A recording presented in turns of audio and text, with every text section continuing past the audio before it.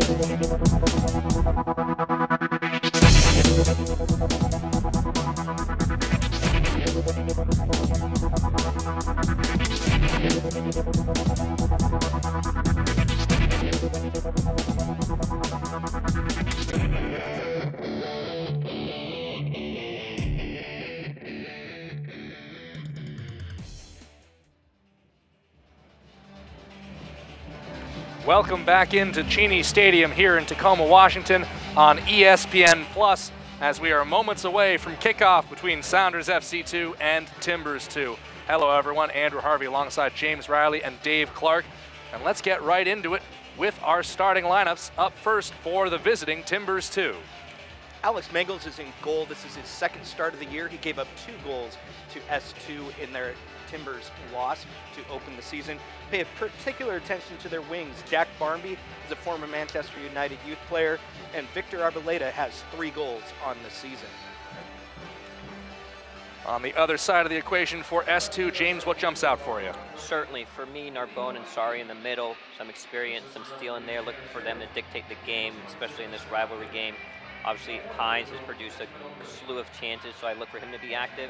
And then Vargas, making his first professional start, I think should be very active. Timbers 2 in all white this afternoon. They'll be moving from left to right on your screen in the first half. S2 in green with blue shorts will be going back the other way. Your referee for today's match is Eligio Araguin. Assistant referees Chad Stewart and Daniel Spicer Escalante. The 4th official is Ben Oakley. Well, it is a picture-perfect day at the park. And these two teams hoping very much to see a continuance, as it were. S2 would like to see a continuance of what happened in their home opener against T2, that 2-1 win. Timbers 2, on the other hand, 3 wins, a loss, and 2 draws in their last 6 matches. They have plenty to be happy about. It's a big change from last season where the Timbers 2 struggled to get victories. This year they're performing quite well at the USL level. S2 is a little bit struggling on their own, but do have a positive record against T2 over their history. 12 wins, only 1 loss. And of course, S2 head coach John Hutchinson knows well the pressures that come with this. Ezra Hendrickson has texted to remind him not only at the start of the year before that first match, but apparently, Dave, also this week as it reached out. Hutch did say that Ezra has given him that reminder. Well, we are underway here at Cheney Stadium. Beautiful Saturday evening as the crowd continues to filter in. And that a quick turnover. Rodrigue Ele just decides to upend Eric Williamson after giving the ball away cheaply.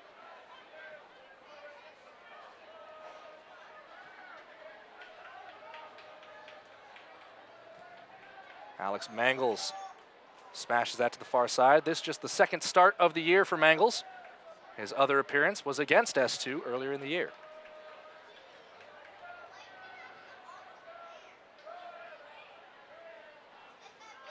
Batista, back to Modu Jadama.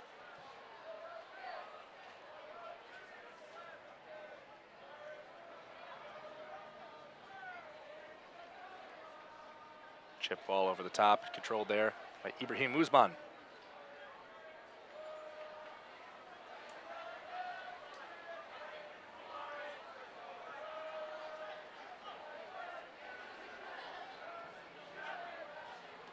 It's up toward Felix Chankum. In the far alley, he'll control it. Brick wall of Batista, he'll go back with the back heel to Hopiau. Hopiau toward the byline now. Space for a cross, but it's straight to the foot of Jadama. And he will knock it clear. Very good work by Hopiau. Very active in last game. He has some one-on-one ability, especially when he's out here on the right side. Also, when he drifts over to the left side, he has the ability to drift in and get a great shot off his right foot. S2 loses that out the far sideline. Again, you saw there Mark Briggs a moment ago, and there is John Hutchinson, the man in charge, who has this S2 team playing very well orchestrated soccer so far, just wants to see a little bit more execution out of S2. This is Batista, space for a cross, and the ball had gone out. He was offside. And I think that comes with a relatively young squad where you just need experience to gain the mindset in critical moments. And for me, it's really what has dictated S2's start this season already. It's just critical moments. Callie Brown. Individually and collectively. Brown with a bit of trouble in distribution there. And Dave, that's been a bit of a theme for S2 keepers. Well, I should say MLS contracted Sounders keepers, as Brown and Brian Meredith, the two men who play most of the minutes for S2, technically under contracts with the MLS Seattle Sounders. But there's been an issue connecting those balls when playing out of the back. Talking to Josh Ford, who's the Academy and S2 keeping coach, he talks about all the minor differences of working with a different ball every day, working with different sight lines, working with different players. All of those tiny differences add up to what we're seeing with the distribution. Definitely. It's Uzman on the near side.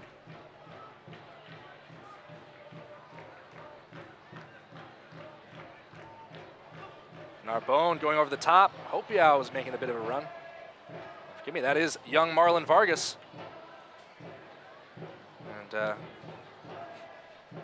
it's funny, actually. I'd asked John Hutchinson what the club thought of Marlon Vargas and how highly they rated him earlier in the week, and then he turned to me and said, well, we're going to start him this weekend. So I guess that was my answer, wasn't it, James? Yeah, definitely. Look for the youngster to be very bright, very active, brings a great pedigree. He'll be challenged tonight, and I'm sure he's up for the task.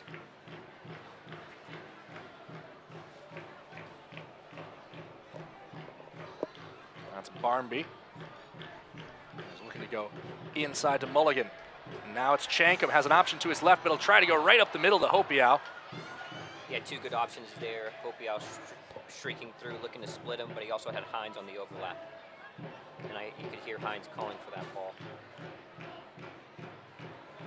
That's Langsdorff. Gets around Blake Malone. Ball comes back to Langsdorff, and it's cleared away by Denzo Ulyssi. Look for Langsdorff to be very active tonight. An opportunity to watch him play last year, Stanford versus Wake in the Elite Eight. Just a very active player, goal scorer. It's not always the prettiest, but he just gets it done, and you'd love to have a player like that on your team.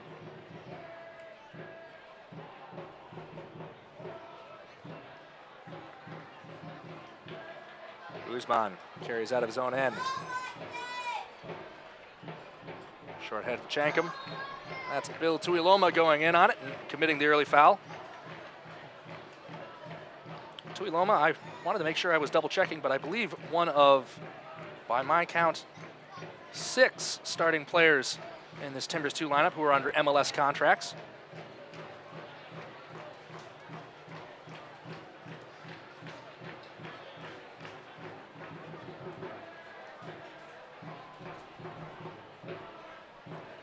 Dangerous early free kick for S2. James, you almost kind of wish it was coming from the other side so there'd be the sun in the keeper's eyes.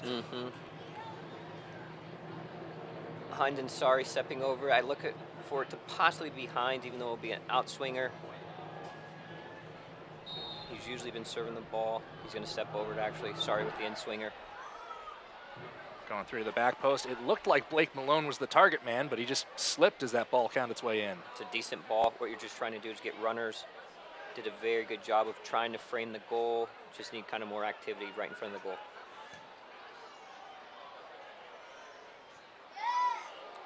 Ulyssi bats back, mangles ball. That's Vargas going out wide to Chankum. Bit of space now with Batista. Hopiau. Vargas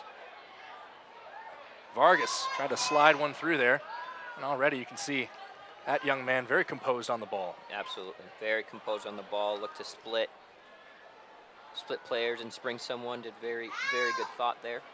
And the attempted kick and chase to Victor Arboleda rolls over the far touchline. It's another S2 throw.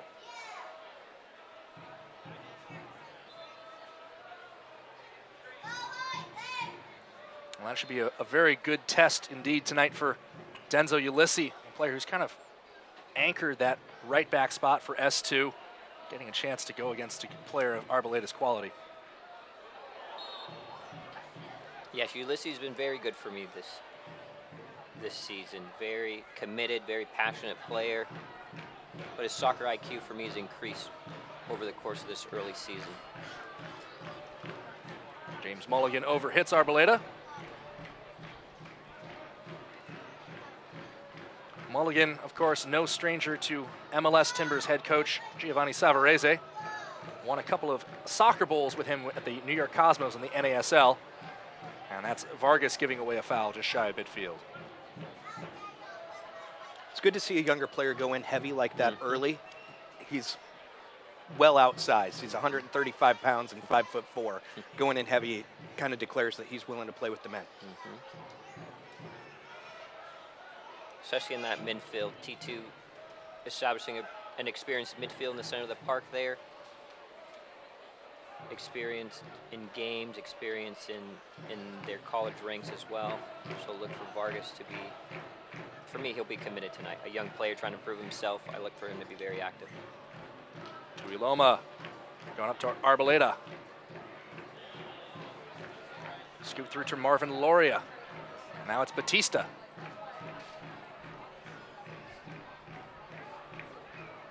Up toward Loria.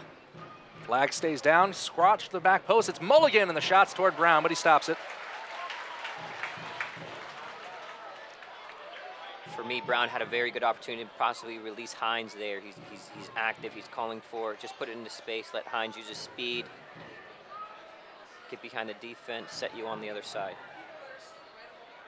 Another look at it there. Ball just came right to Mulligan. Well done to redirect the shot toward goal. Now this is Vargas calling for a ball toward the byline, and Tuiloma just escorts it over. Well, Select is the official soccer ball of the USL. For the latest Select products and special offers, please visit www.selectsportsamerica.com. Receive free shipping on orders over $50. You have T2 with the opportunity to play short, but they're electing to get the ball up the field, especially in these rivalry games, just to be very direct early on, battle for the right to play. And as the game settles down, it'll give you opportunities to really connect and sink passes. Sorry picks up Vargas. Hopial making the advance run. Vargas a little bit too clever with the through ball. Now another long hit into space toward Arboleda. Well, the ball stays in, but Arboleda doesn't, courtesy of Rodrigue Ele. And that's going to draw a free kick. Referee played advantage. On the initial play there, Vargas has the opportunity. Hopial streaking across, but Ulysses is also making that overlapping run. So as Hopial takes the runners and the defensive cross, you have the late overlap coming, which would have been the better option in that instance. Obviously, it leads to an opportunity down on the other end. Look for this to be an in-swinging ball to test the S2 defense on this early set-piece opportunity. And you saw it there, Rodrigue Ele going into referee Eligio Araguin's book in the 11th minute after running Arboleda out of play on the far touchline. Yeah, an early card there, a bit unfortunate. I think it's a bit early to pull out the card, especially in this rivalry game. Not the biggest of fouls, an honest attempt to get the ball, maybe held the player a bit. But LA now will have to play a bit differently for these next 80-plus minutes. Eric Williamson standing in foul territory over this ball. Hits that one low and driven toward the goal, and it's converted on the header. The flag is up for offside. The goal will not be allowed. Foster Langsdorff was certain that he'd put T2 on top, and it's pulled back. Interesting decision to drive it. Very good ball by Williamson, who also brings a great pedigree to this game and this fixture. Obviously, you see Langsdorff there, a poacher in the box. You're going to have to be aware. It's too easy for him to get across the box and get his head on it. Callie Brown won't be upset about that ball going over the touchline. Under pressure, just decides to dump it out of play. And the wall has to be stronger there. As a referee sets you, maybe you inch up. You try to do anything and everything you can to really dictate that play.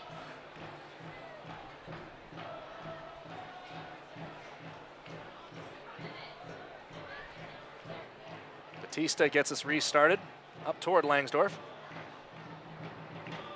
LA jumps the pass. Up to Well Chankum. done by LA. He's bodied and dispossessed.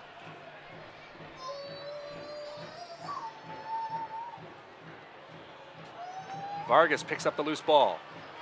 Chankum. Still Chankum, and tried to do a little bit too much with it, James. Aggressive, not bad. Looking, you had an opportunity to possibly lay it off to Hope. Bad challenge there, upends Francisco Narbonne. Marvin Loria is offering his apologies and saying he slipped on that turf, rolled over the infield there, but just not a good-looking collision.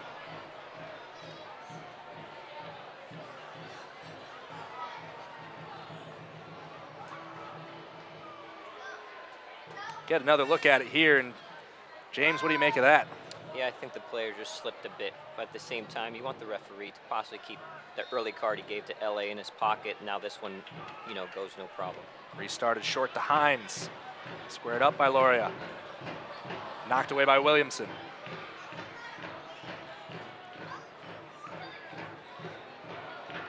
That ball is going to spring.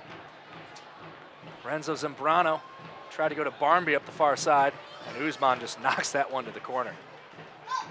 As Hines gets isolated down this right side, you love for him to put in his bag of tricks and an ability to do a step over and get to the byline. He cuts back, allows help to get over there. They know he's a left-footed player. They know he's going to try to consistently get back to his left foot. If he adds in a bit of a step over, a Steve Zakawani type step over to get to the byline, to get a service in, for me, it will add to his game. Williamson with a bit of a welcome to the league stiff arm for Marlon Vargas. Zambrano. That ball was behind Arboleda. It winds up being behind Lamar Batista as well.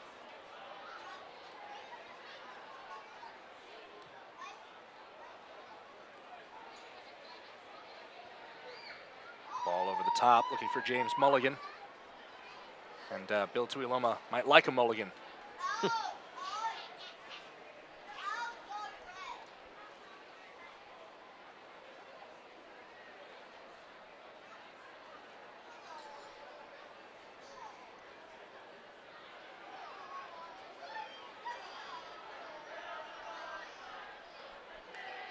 Very composed play by S2 out of the back there. Now they're into the middle third, now attacking third. Link back up to Denzel Ulysses. Very good functional play by all involved there.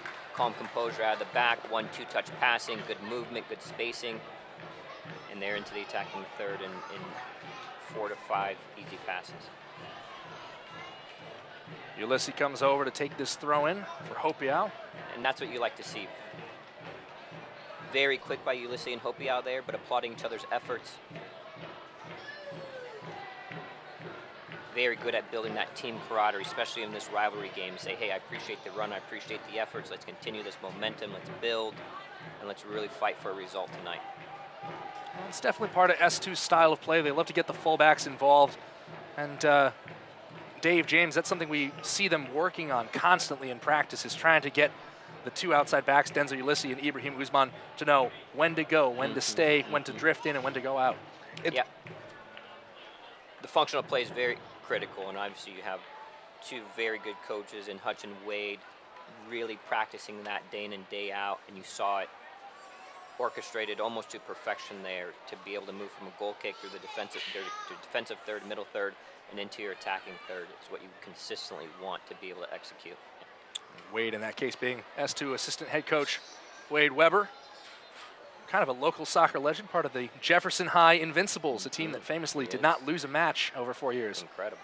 Oh, and he also played in MLS as well, and a couple other things. But it's one of the few players that has played on both sides of this Cascadia rivalry, too, both for the Timbers and for the Sounders.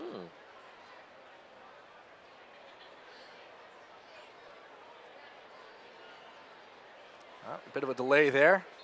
John Hutchinson showing off his Aussie roots with a bit of an AFL bump pass to the ball boy. Of course, if he was really getting into that spirit, he'd have to be going sleeveless. T2 going to try another ball switch to the far side. It's Batista.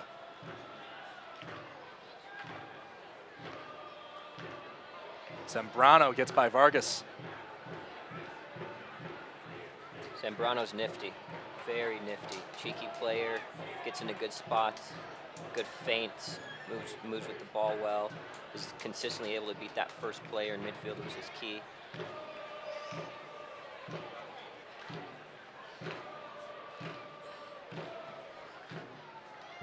Great ball. Fantastic ball. Right on the dot for Batista, who goes for the early cross. Picked up in space by Guzman.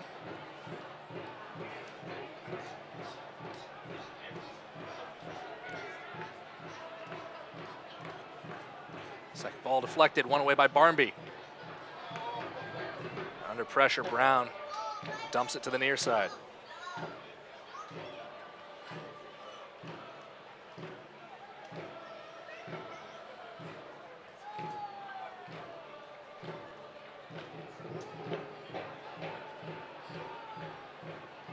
Hines was trying to pick out Shankham with that intercepted pass. Instead, it's with Loria. And now Narbonne. Space given to Narbonne. He'll pick out Hines. S2 slowing things down here. And they'll reset.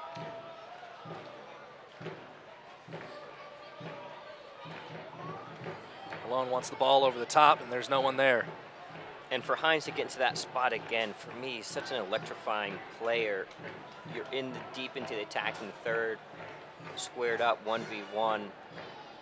For me, you go at the player. You try to get a service in. If he blocks it, you get a corner. But you're actively, get it on that left foot, whip a ball in, be active in that. You see them now go all the way back to midfield and then try a direct ball. Goes out of play for a goal kick. It's as a young player recognizing those opportunities where you're at an advantage, and right there he was at an advantage to be able to go at the player 1v1. Arboleda's run's taking him wide. He's gotten around his man. Space for a cross. That took a deflection. It's gone out for a corner.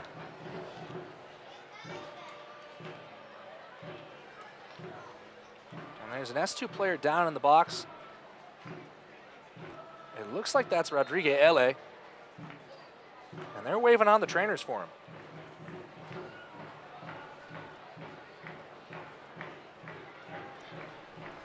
See if we can pick out what happened here. That's Ele and Arboleda going mano a mano. Arboleda gets around him. And then it looked like it might have been on the initial contact, just as Arboleda was kind of fighting to get by him. Looks like there was some contact, and LA is apparently in a deal of discomfort.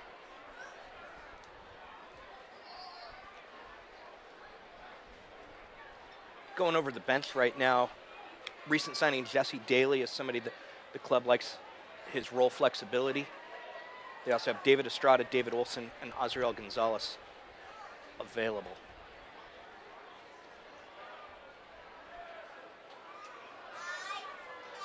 Well, the one place they're certainly thin right now is at backup options for center back. Sam Rogers is with the U.S. men's national team U20s in Honduras at the moment. Yes, with Tab Ramos, fantastic U.S. soccer pedigree. I watched him growing up, brought such creativeness and imagination to the game at the helm of the U20s. So now S2 is going to have to make do without one of their starting center backs and the tallest man on the pitch for them at 6 feet. On this corner kick, in from Loria. Low ball into the middle, headed up and away. It looked like it was Ulysses that got to it. Now Chankham's trying to body out Mulligan, and he draws a free kick in the process. Interesting choices by T2. It's worked out initially as well. Driven balls on set pieces where you think there would be in-swingers. So look for them to continue that. A little bit different perspective to defend. Almost makes it easier to defend. But if it's a great ball, great run, and it's a direct ball, driven ball, then that's, as we saw, can change the game very quickly. Get a player's perspective of all the action around the USL every Wednesday as the Tampa Bay Rowdies' Jack Blake hosts The Blake Down on the USL YouTube channel. And Brown savvily taking his sweet time to get going with this free kick so that Rodriguez LA can receive some medical attention. Brown's about to get carded for time wasting if he doesn't put this ball back in play. Smart play by Brown, trying to give his time and LA as much time as possible to get back on the field. Certainly risk a yellow, but I don't think the referee is going to give him a yellow this early in the game for some gamesmanship. LA back on now, appears to have some tape on both his hand and his wrist. So it looked like it might have just gotten tangled up a little bit. There had been a jersey tug out there in the near alley. Ulysses with a whipped throw-in toward Shankham, cleared away by Tuiloma.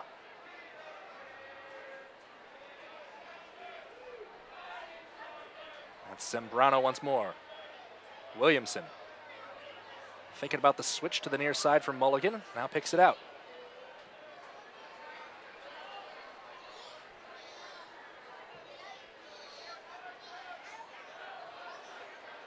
Another fantastic switching ball. That's Loria who came in like a wrecking ball, and Vargas pulled out of that challenge. Up there thinking about Langsdorff. Williamson. Mulligan. Early cross toward Langsdorff. LA tees it up. And the sliding clearance that time from Narbonne.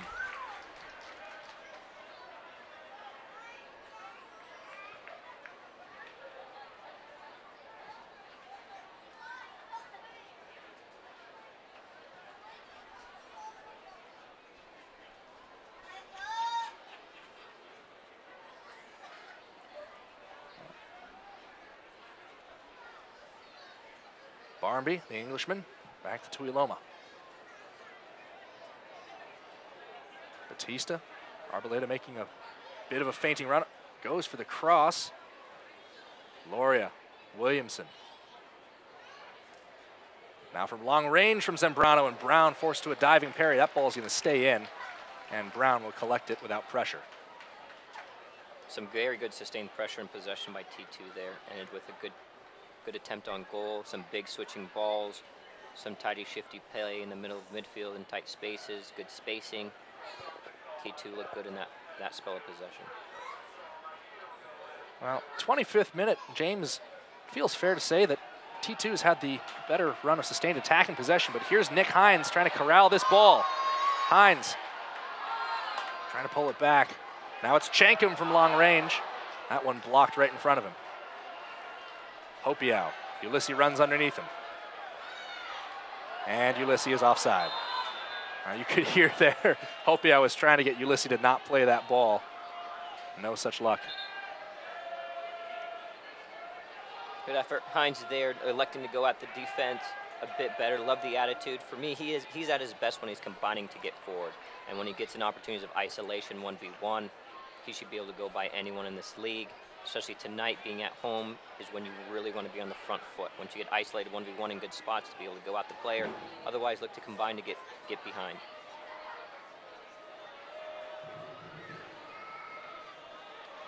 It's Hopiau. Sorry, getting run down by Loria. Still Hines. A couple of moves inside the area. Toward the byline, space for the cross. And turned away for our first S2 corner of the match. That's what Hines is capable of. Every time he gets the ball, to be able to read the defense. If there's a double team coming, there's another person open. If he can get an early service in, if he can get to the end line and get a service, win a corner kick, he's able to create chances just with his sheer speed and athletic ability, but he also has a very good soccer IQ. On this corner, Marlon Vargas is next to their keeper, which is a... Sorry, plays it to the far post. Over Ele. Hopiau gives chase. He'll keep it in the far alley. Big touch from Hopiau. Batista just undercuts him. The two of them will wrestle. And Hopiau judged to the foul. No problem with that on Hopiau. Hopiau also very good at creating chances for this team. Hines and Hopiau leading this team and created chances. Hopiau, again, tries to do a little in and out. No problem with that. Obviously, you want to not have that foul occur, but his idea to go at the defender, try to create something with a simple yet direct move is good mentality.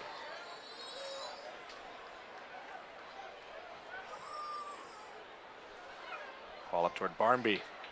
Cleared away from him.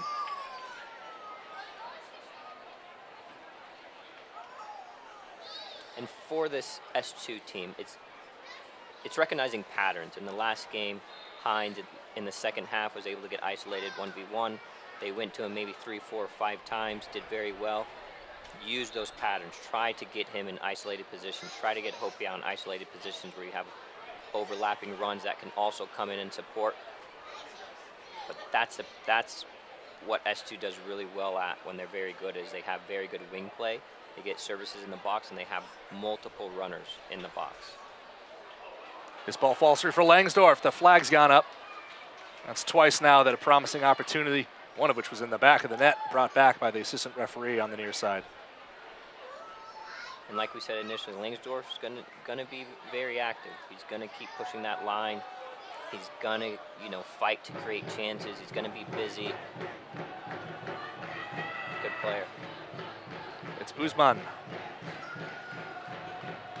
Narbonne right up to Vargas.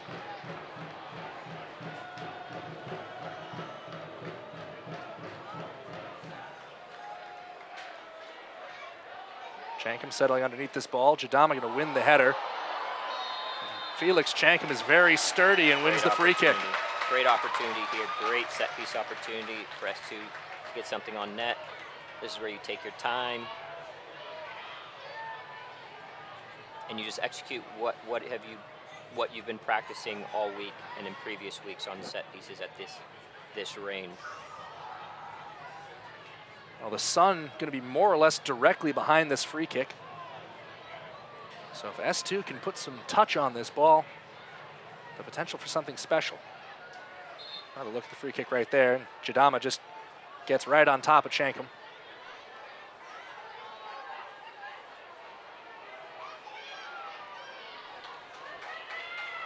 Wall slowly being moved back by Araguin, the referee. See there, Hines, Hopiau, and Sari. Probably discussing the free kick, not likely discussing the weather, though it is fantastic.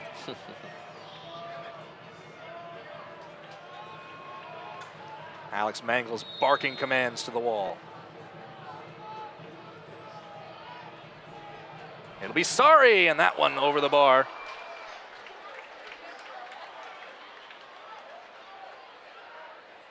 All that time and all that discussion, he just couldn't get the dip that he needed for that to be a threat on goal.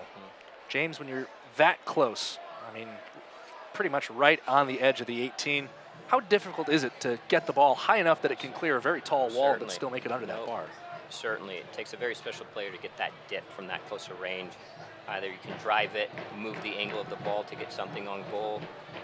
You've seen it, where certain players will drive it and just try to be on the outside of the wall and then have guys follow up. You've seen that cause havoc this year alone. So, good attempt. I'm sure he would want that back and maybe try something different. But good opportunity again created by S2.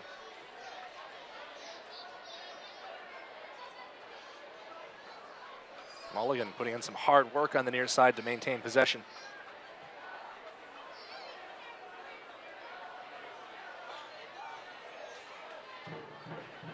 Disrupted by Zambrano. Loria. And Loria is tripped up by Francisco Narbonne, who, from his behavior, may think that Loria went down a little bit easy. A half hour gone. Take another look at it here. Tough to tell from that angle. We were screened. But Blaze quickly restarted to Mulligan in the near alley. And Mulligan can't hold it in.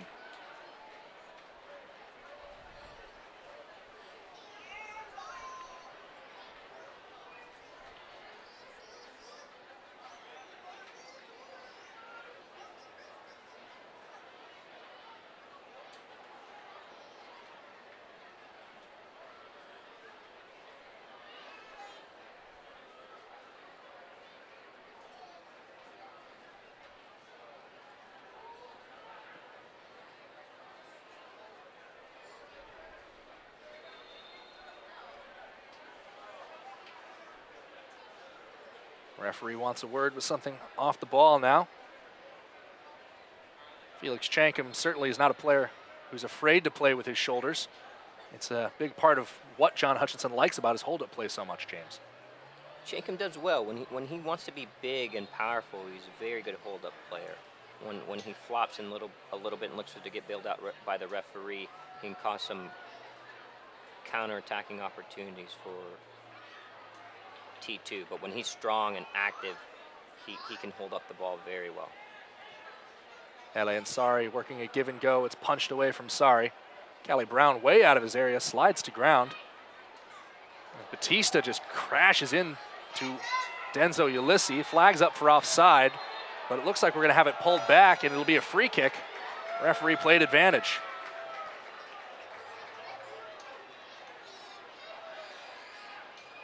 That's good officiating.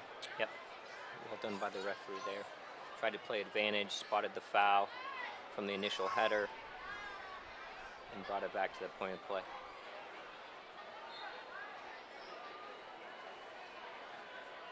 Short for Narbonne. Work to the near side for Uzman.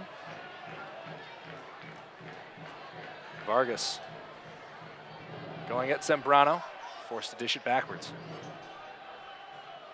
Great ball. Through now for Uzman. First time cross, straight back to Uzman. For Vargas, and his shot careens wide. Just couldn't redirect it as well as he wanted. Tremendous splitting ball by Narbonne there. Uzman with a great overlapping run, timed his run very good. Got two cracks at it. I like Usman's awareness of the offside line. Mm-hmm. Another look at it here. That was pretty much on a platter for Vargas. Couldn't catch it as squarely as he needed to.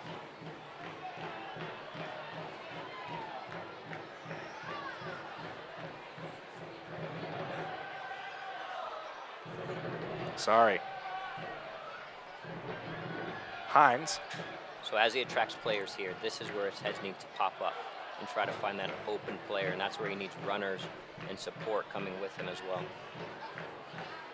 Arboleda turns on Ulysses. It's a foot race. Good cover there by LA. The USL's official Twitter feed keeps you up to date with news, live game updates, and highlights from around the league 24/7. Follow @USL on Twitter.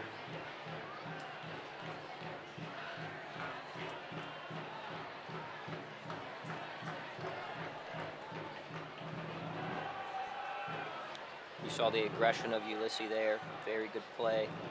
He's active. He doesn't want to get beat 1v1. He's been tuned in the last handful of matches, which we like to see.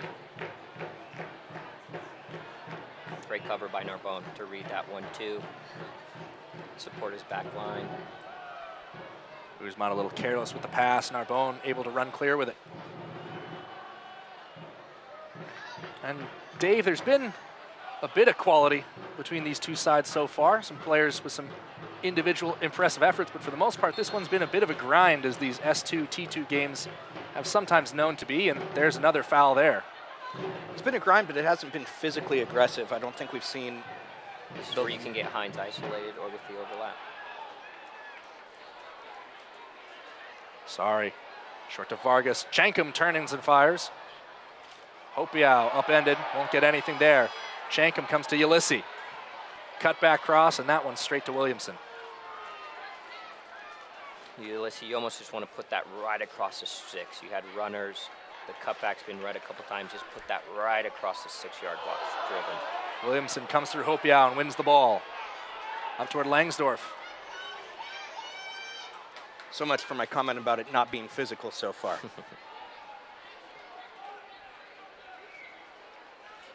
A couple players down there right now, pulling socks back into position, nursing shins. It's a rivalry. We knew it was going to start a bit slow, but we know it's going to pick up.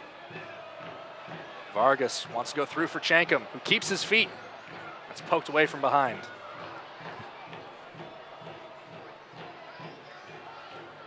You just get that sense, James, that if Chankum can find his way clear to 6 more inches of space in any particular location, he's going to provide something very dangerous.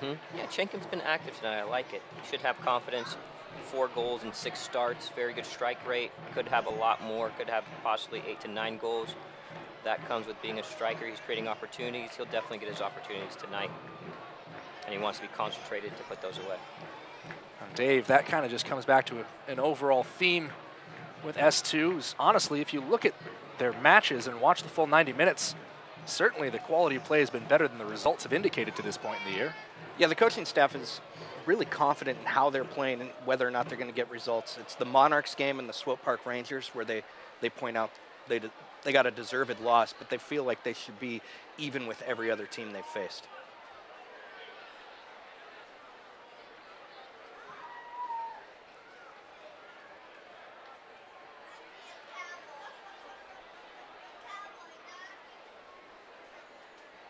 Another nifty turn by Zambrano. Zambrano's been very cheeky in those tight spaces.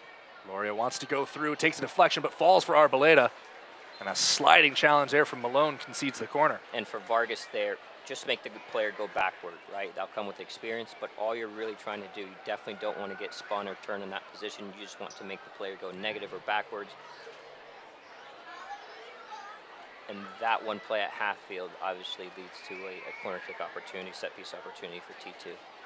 It's the little details, it's the critical moments and little details that if S2 continues to build on, they'll be a very, very good team. Williamson will take this corner from the far side. It's an outswinger. Header won by a leaping Blake Malone.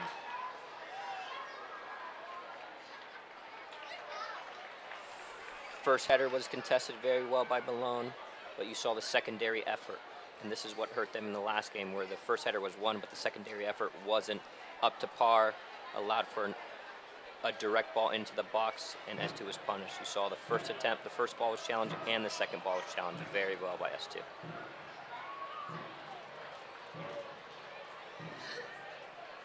S2 going to throw in an advanced position.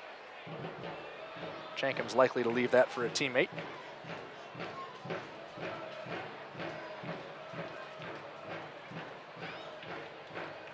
We creep into the 40th minute here at Cheney Stadium. No goals between Sounders 2 and Timbers 2 so far. Plenty of action, though. Guzman into Sari.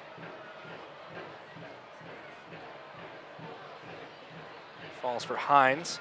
Can he make something of it? Now it's Guzman. He'll retreat across midfield.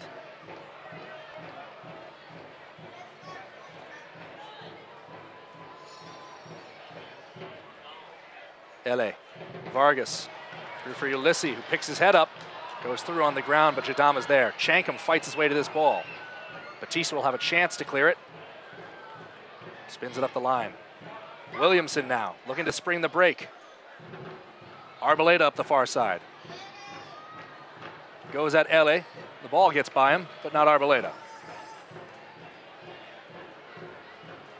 Good sequence early on by S2 there. For me, the key thing that occurred is LA let Langsdorff get to the ball too easily. As a team's pressing and they're in there attacking a third, that's when you have to be turned on as a back four, as the two center backs, to where are their outlets, where can they get out? And that was Langsdorff. He receives the ball a bit too easily. LA just needs to be turned on so he can actually intercept it or keep him pinned in. Raisari turns and distributes to Usman. Usman makes a move. That ball's out. It's another corner. Great ball movement by S2 there. Gets Usman isolated. Very good. Little step over. Tries to get to the end line, get a service in. Leads to a corner. Allow the team to breathe, rest, get your big bodies in the box. In-swinging opportunity here for Sari. Very good play by Usman.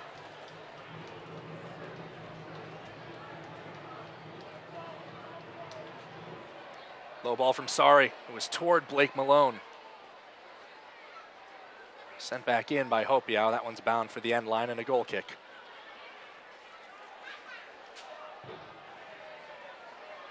Usman's been more aggressive tonight than we've seen in other games so far. It lets Hines get into the box, allowing Usman with the entry-level passes.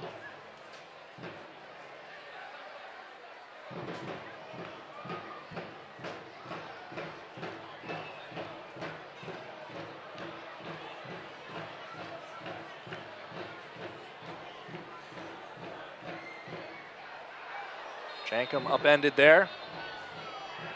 It's actually a free kick going in favor of Timbers 2.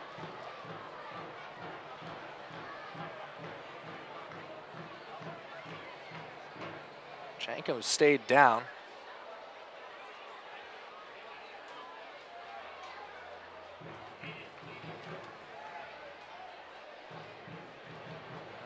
From a momentum standpoint, Jankum definitely contributed more to that collision. Chankum's been active today. You can kind of see it. There's been some chatter. Obviously, guys are taking this game very seriously. It's a rivalry game. Chankum's been active. He's been getting bumped. He's been getting hit, but he's also been dishing out and being very strong on the other end. So you'd like to see that. For me, is the second half. As we move into this first half and into the second half, look for the pace of this game to really increase. Back to Tuiloma. There's Chankum being active once more. Forces that early ball out. Sari turns, fires. Vargas running on into this ball. Vargas, a touch inside the area. He shoots, and that one just bounced up on his foot, lifted over the bar. Tremendous ball by Sari there. Tremendous run by the young Vargas. A little stutter step, came back on side. Good cues. Great ball lifted over. Great first touch. Unlucky not to put that on a frame. Well, for all the work of Felix Chankum, it's 17-year-old Marlon Vargas that's had the best opportunities of the match so far. True, and a lot of credit goes to Chankum, especially being active in the box. His ability to occupy two center backs, which allows the nifty, shifty young Vargas to get into certain gaps. The more attention Chankum can garner, the more spaces that Vargas will be able to free up underneath. Loria, options ahead of him. Toward Batista, chipped away by Ulysses. Good read by Ulysses. Hopia with the back heel to Narbonne. Narbonne.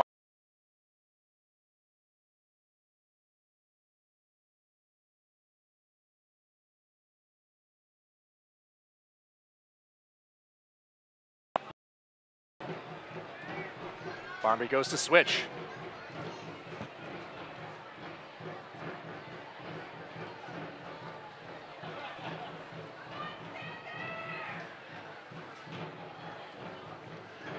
.45th minute now. Awaiting word on how much extra time we'll play. And it's Zambrano.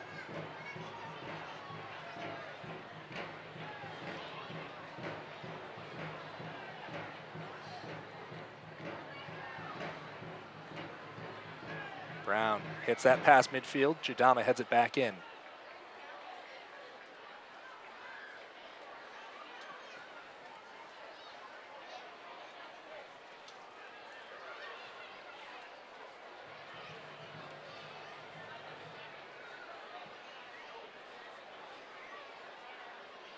Ulysses heads that back to Brown. He collects it and will play 2 minutes of added time here at the close of the first half. After 45 minutes, the referee has added 2 minutes of stoppage time in the first half. 2 minutes of stoppage time. James, if you're John Hutchinson, happy to get in at 0-0? Yeah, I believe so. Games have been even, chances created on both sides. Very fortunate to have an offside call on the Langsdorff goal. So I think a fair result to go in 0-0 at half.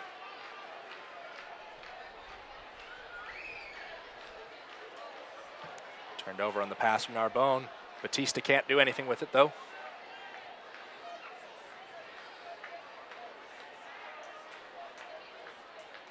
Malone to Vargas. Up to Hines. Falls for Chankum. Chankum too stationary. He's dispossessed. Chankum a bit slow. He's going to have a lot of bodies around him. He's a top goal scorer in his team, so he just needs to react and make decisions a bit quicker. Vargas. Short for Hopiau. Turned by Williamson, tried to go over the top, but Hines' run was taking him in. The ball was going out.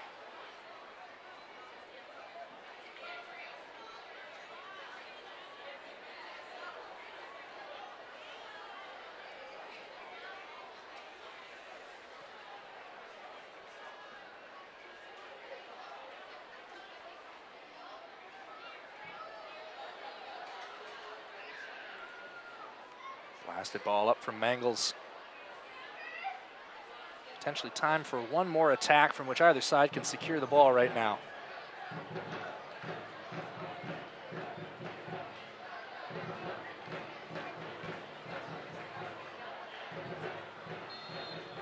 Whistle goes, and through 45, plenty of opportunities, but no goals. We reach halftime at Cheney Stadium, 0-0 between Sounders FC 2 and Timbers 2.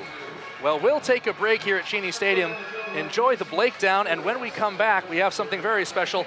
It's another great edition of Casey Catherwood's Halftime Hijinks. Don't go away.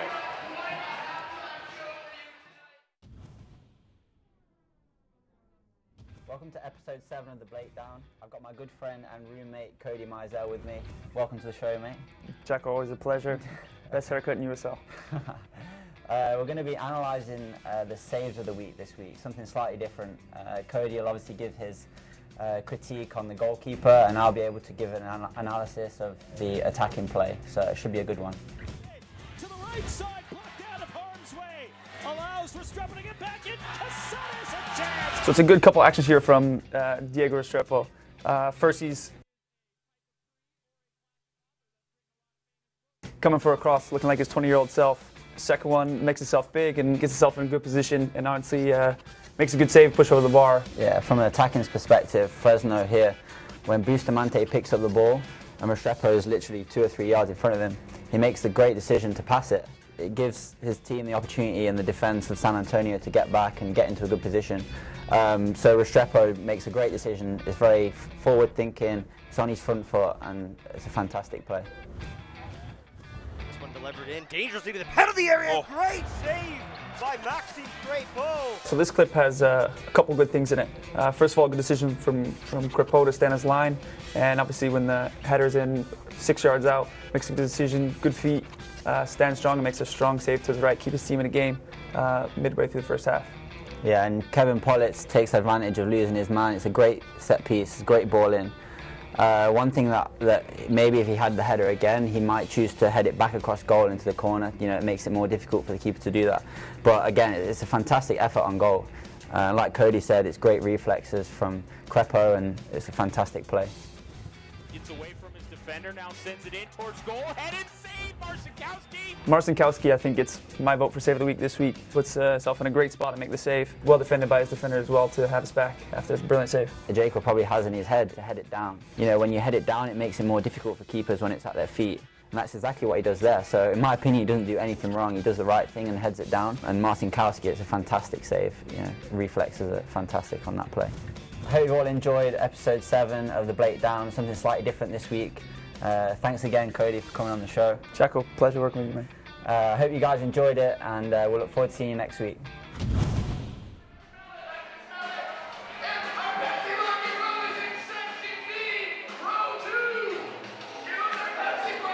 We're back at Cheney Stadium, and it's halftime.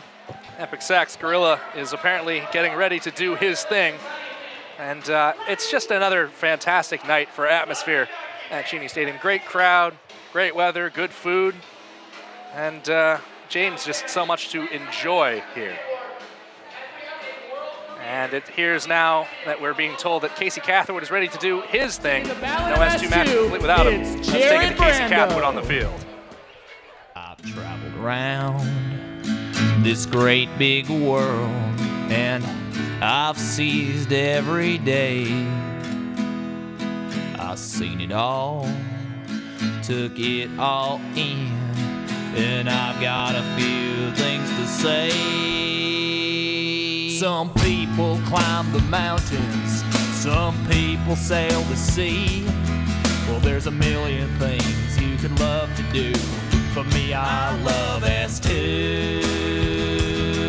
Now they traveled down from Starfire and they laid Tacoma roots. There's only so much roaming a man should do. So welcome home, S2.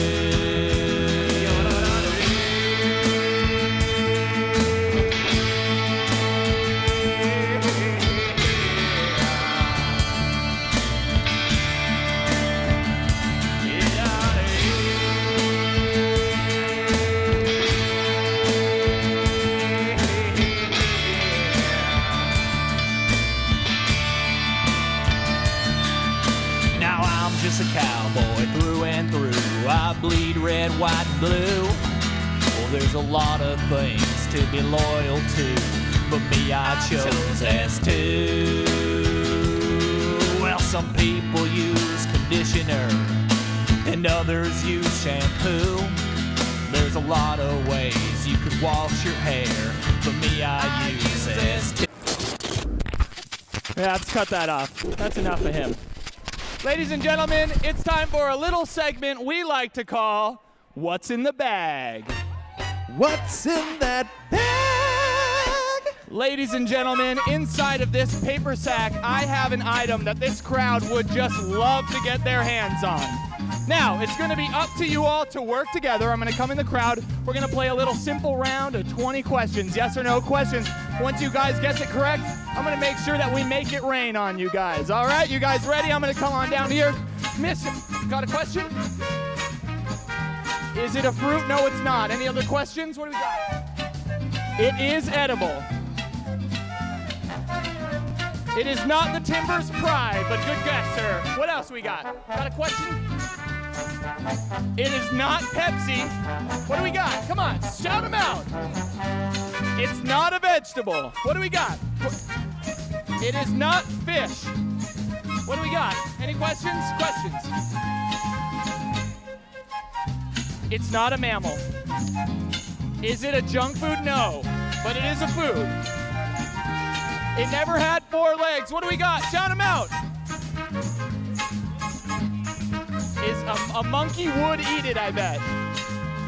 Casey, we've got 10 questions. Not a banana. And, 10 questions, Casey. We don't have much going on here. It is white. It is not carp. Is it bread? Is it a loaf of bread? It is a loaf of bread! It's a loaf of bread! Which means this entire crowd gets a loaf of bread! Make them rain, let's go! You get a loaf, come on! You get a loaf! You get a loaf, come on! You get a loaf! Loaf of bread, it's coming up there! You get a loaf! Cheap, hot, fresh bread! You get a loaf! You get a loaf! It's S2 loaf! Casey, save me a loaf, Casey. One last loaf. Ladies and gentlemen, this has been What's in the Bag. You just got a loaf of bread. Now, ladies and gentlemen, turn your attention to our yard and give it up for our house band leader and one heck of a jazz ape, Epic Sax Gorilla!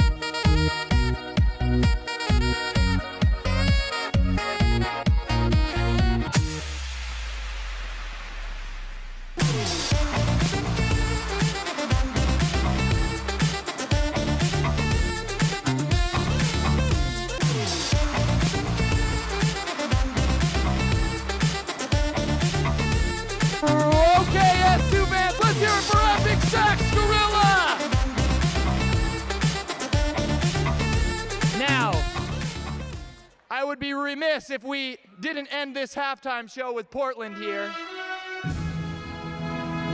Turn the music up a little bit. This is a big moment. If you're watching at home, we hope you feel the heat. We got ourselves a little bonfire out on the field. Throw a little gasoline on it. This is a big moment, folks. We're gonna light a match and let it rip. Woo! Yeah! Burn, Portland, burn! S2 fans, we love you. We're gonna need that flame. We're gonna need that heat. We're gonna need that passion. Go S2! Let's take this thing home for Tacoma, for Seattle, for everywhere. Let's go!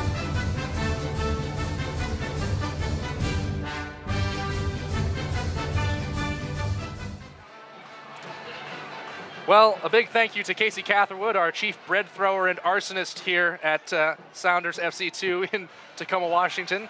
While I sit here and think about what we've done now at halftime, let's take a look around the USL. Dave, the first news item, Jalise, the manager over at Las Vegas, well, I should say technical director, had his suspension reduced from 7 games to 4. Yeah, it looks like Vegas managed to convince the league that it wasn't as big of an affront as originally planned. Remember, Clint Dempsey got 6 games for ripping up a notebook, so I guess poking a ref is only 4 games now. Okay, well, it's a bit of a bizarre calculus. Let's take a look at some of the score lines from around the league today. You'll see them called up here on your screen. And just see there some very interesting results, some in the books and some yet to come. Certainly see Charleston Battery up 2-1 late in the second half against Bethlehem Still. FC Cincinnati falling to Charlotte, or in the second half with Charlotte Independence. Big score there. And Sac Republic and Reno set to kick off later this evening. Yeah. Very excited to keep an eye on that Sacramento-Reno match. And guys, with the score lines in mind, let's take a look at the Western Conference standings as well. Obviously, S2 hoping to fight its way into playoff contention at the moment. There they are. Take a look at them. S2 back in 13th right now. T2 at the moment on the right side of the red line. Dave, a lot of time left to go this season. Yeah, obviously with only 8 games played for S2, they've got games in hand on most of the teams in front of them. Games like tonight are ones that they need to win. They need to be stronger at home, get those results at home, find ways to get the draws on the road. Well, with that, let's turn our attention back to this match. We're 0-0 through 45 minutes. And there's been plenty of action on both sides of the ball, a couple disallowed opportunities. James, who for Sounders 2 has really stood out for you as a player that's come out and impressed tonight? Yeah, for S2, Vargas has been bright for the young player. He's created some opportunities, both for himself and others, looked to spring people present splitting balls, which I think is very good. For me, the key to this game is going to be Hines and Hopia. Their ability to go 1v1 and really cause havoc on the flanks, get balls into the box, and then have Chankum cleaning up stuff. He's been very active tonight as well. So I look for the second half to ramp up in pace. Dave, we pregame had you highlight Foster Langsdorff, and he has been as advertised for Timbers too. Many of their threats have come from him, particularly working through Victor Arboleda and Batista out left, then trying to get that entry ball into Langsdorff. S2 got a little bit fortunate, offside on the goal that he scored, so it was called back. But he's causing trouble for both center backs. They need to get a better eye on him. If you compare how the solo forward is doing versus two men on each side, Langsdorff is quick and active, looks to be threatening constantly, whereas on the other side, maybe Chankum needs to bounce the ball out a little bit faster. James, just a 5-man bench for S2. You have David Estrada there, who can come in and play that 10 role or play as a number 9. You also have David Olson, who's sitting out with a little bit of scoring tightness, but they said he might be able to go. If you were going to change either position, the 10 or the 9, up top for S2 right now, which would you change and why? Great question.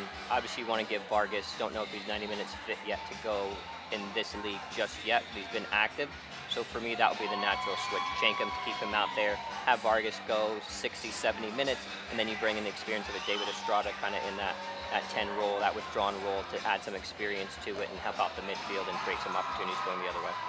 Well, if the second half lives up to the liveliness and entertainment that halftime had to provide, then we're certainly in for a doozy here at Cheney Stadium. We'll take another break and return with the second 45 of this one.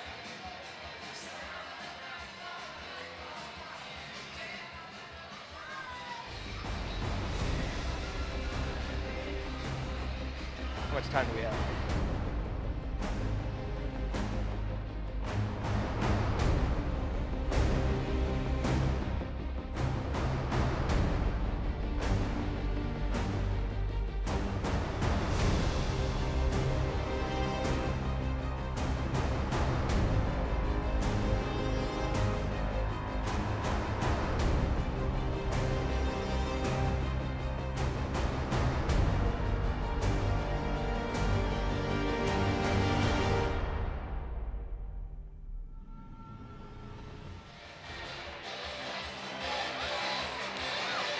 Just absolutely gorgeous scenes at Cheney Stadium. Thank you for joining us here for the second half on ESPN+. Andrew Harvey alongside James Riley and Dave Clark here in the second 45 for you. Dave, really apart from the disallowed Foster Langsdorff goal, these two teams have been pretty much all even in terms of chances created, chances capitalized on. What has to happen early on in the second half if one of these teams wants to climb on top? I really want to see S2 win more of their duels. They're only at a 40% duel wins rate, which is very low for them. That's something that organizationally is pushed for the Sounders.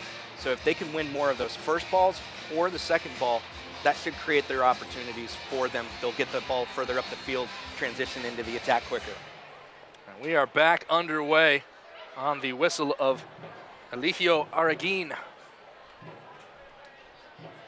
See how these two sides feel each other out in the opening moments. This is Arboleda with some room to work. Square to Barmby. Now Mulligan, Langsdorff calling for it at the back post. Callie Brown goes up, spills the ball, and is fouled in the process. 6-6, Callie Brown stands. James, pretty tough to try to put a ball over that man's head.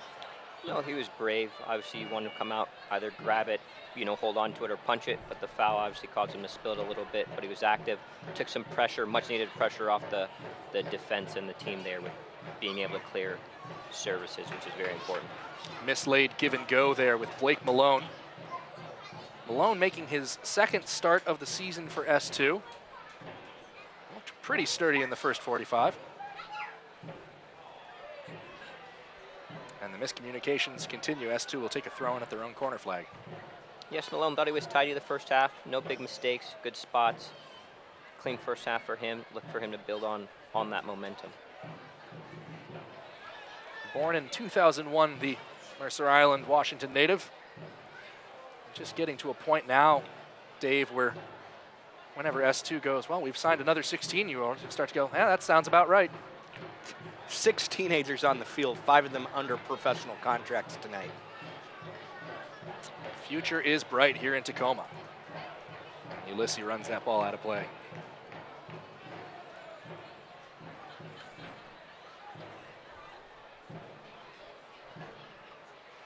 Malone is the only Academy player playing up with S2 today. The Academy played against Crossfire during midday, so a little bit of focus on their mid-market rival.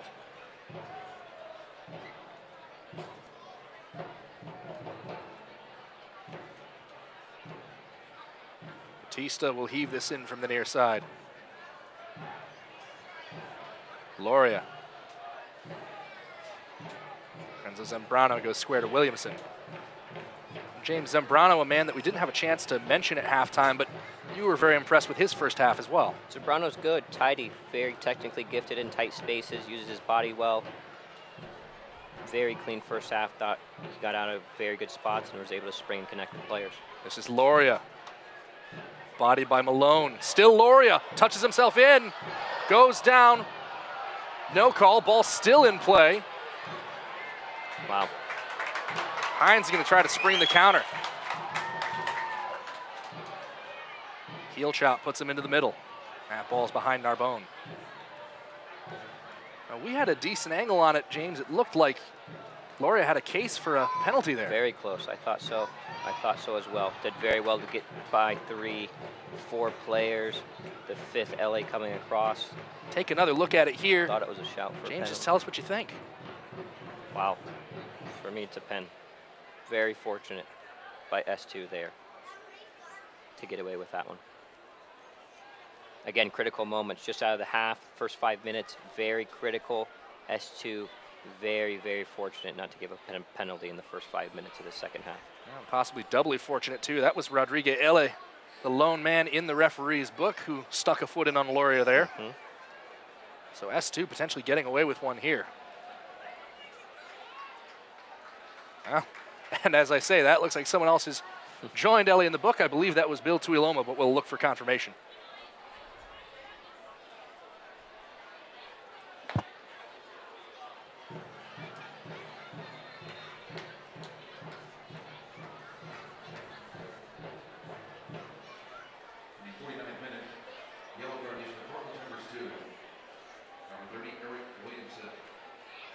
I'm glad we waited on the confirmation. It's Eric Williamson who's booked. Just one of those things, James, you always know, anytime you're in a derby, the longer things remain at 0-0, the temperature starts to rise, and eventually there's a flashpoint. Very true, very true. I feel this game has a couple goals in it left still, maybe even 3. Look for both teams to capitalize on their opportunities as we move into the second half.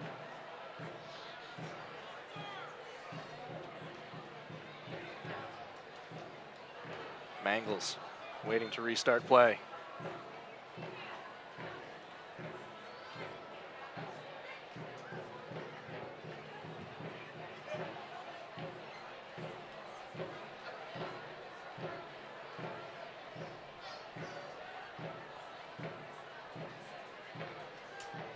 Ulysses cuts out that ball. Guzman turns it on the far side.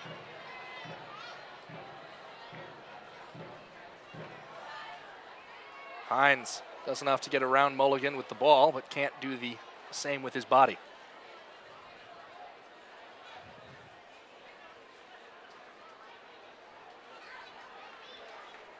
Turned over to Vargas. Slows down, trying to pick out Shankum.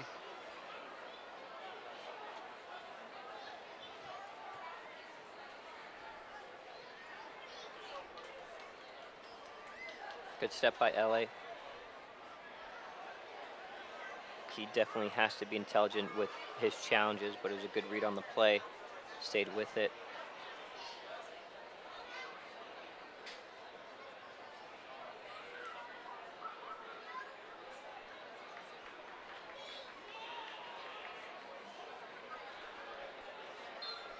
Well, both these teams having some trouble just trying to settle this ball down in the early goings in the second half.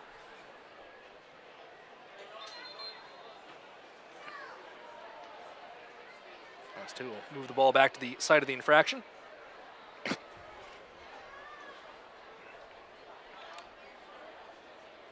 Want to get exclusive video content and photography from across the USL? Make sure to follow the league's official Instagram account @USL Soccer. And then quickly a foul on the other end of the box.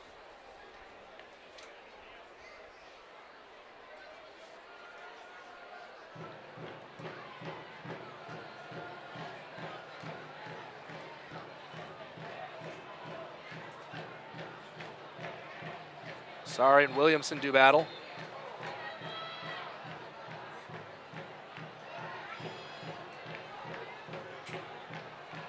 Indirect free kick given for Sari obstructing the ball.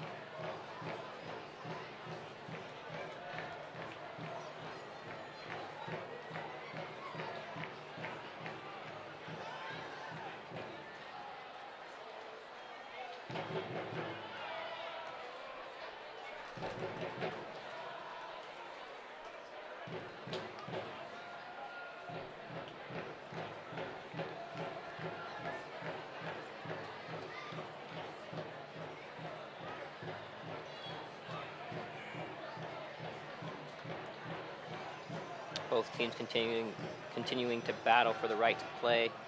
This game will definitely increase in pace, but also settle down, meaning there'll be some opportunities to put together some sequences, some opportunities at goal.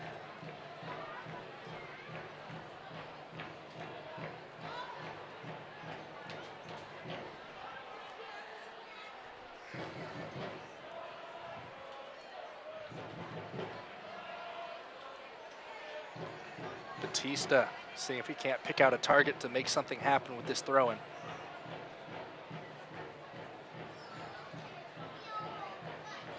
Picked out Loria, goes off his foot and straight through to Callie Brown.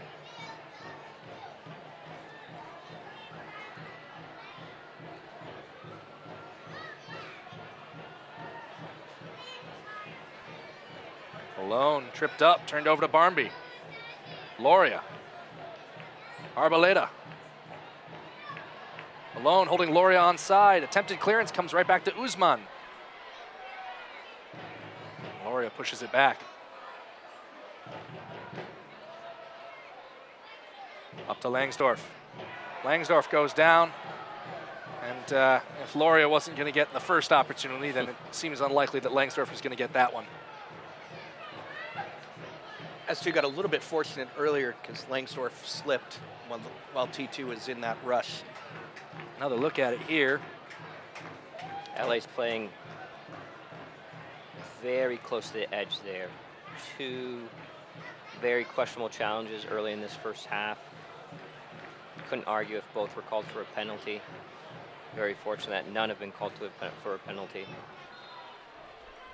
And we have a substitution. David Estrada checking in for Marlon Vargas. So the young player's professional debut lasts 55 minutes, but now it is time for Estrada.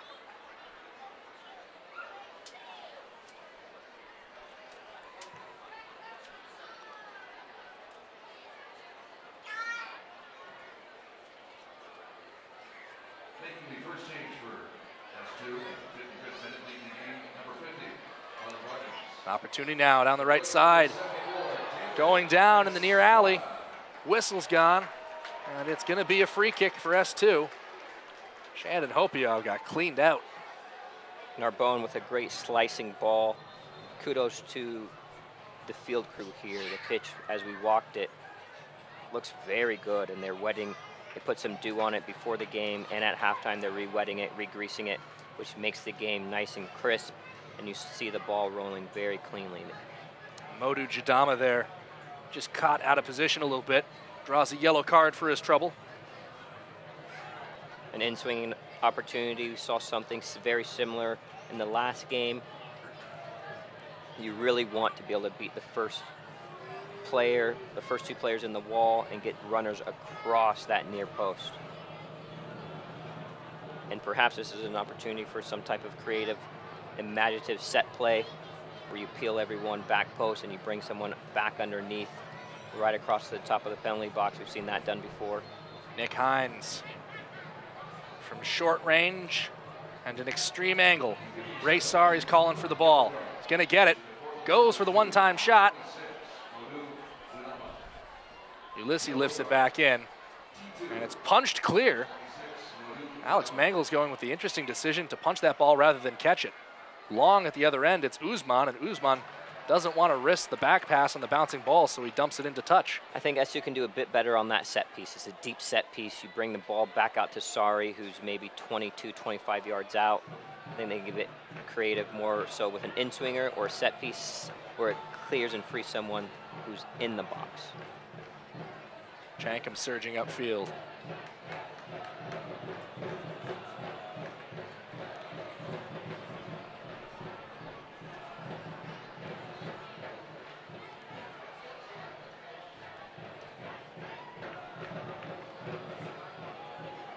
Mangels collects that ball under pressure.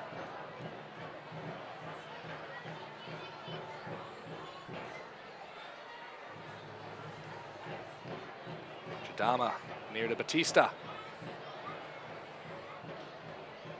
Langsdorf.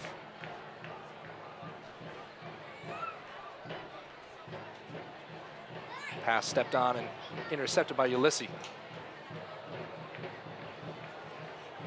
Back wide to Arboleda. Langsdorf in the middle, as is Loria.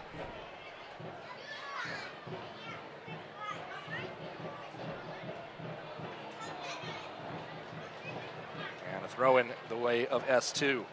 Keep up to date with all the best social media from around the league as Kelsey Steele hosts Off the Post every Friday through the league's Facebook, Twitter, and Instagram feeds.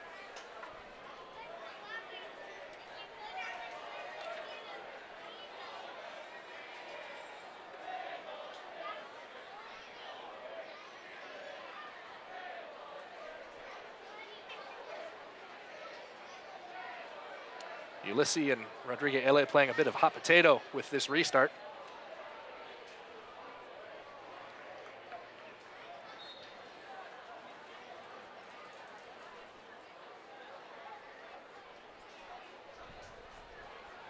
Estrada. Big ball from Ulysses.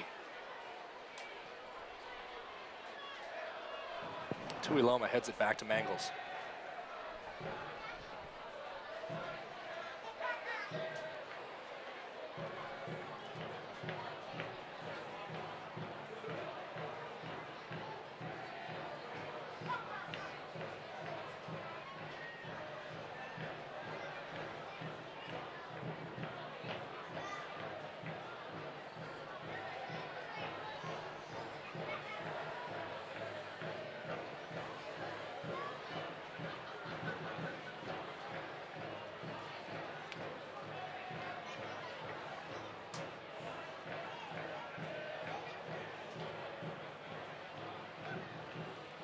Callie Brown waving everyone forward. You can kind of tell from that angle right there. The sun's pretty much directly in Brown's eyes. James, do you have to do anything extra as a defender when you know your keeper's sight's limited like that? That's where the communication becomes very important. And you've seen keepers wear hats to really block that sun out. But that, for me, is just where communication becomes ultra important. Where if your keeper goes up for a service or a cross, that you're making sure to cover. In case he loses sight of the ball in the sun, you're there to pick up anything that he drops.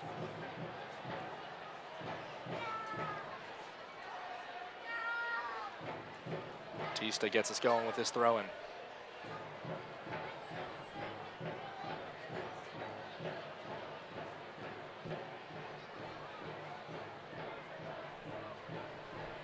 Arboleda going to get a touch of this ball. He's inside the area, and LA with another sliding challenge to knock it in. Great tackle by LA.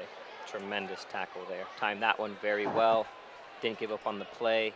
His long lanky frame allowed him to time that challenge very, very expertly.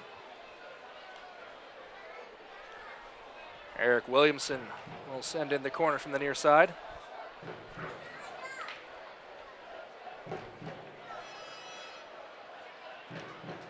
Just past the hour mark. No score between Sounders 2 and Timbers 2. Williamson and T2 looking to change that. Driven ball again. Skiffs off the head of Malone and out for a throw on the far side. This is where S2 has to reset. They had some weakness on this in the last game.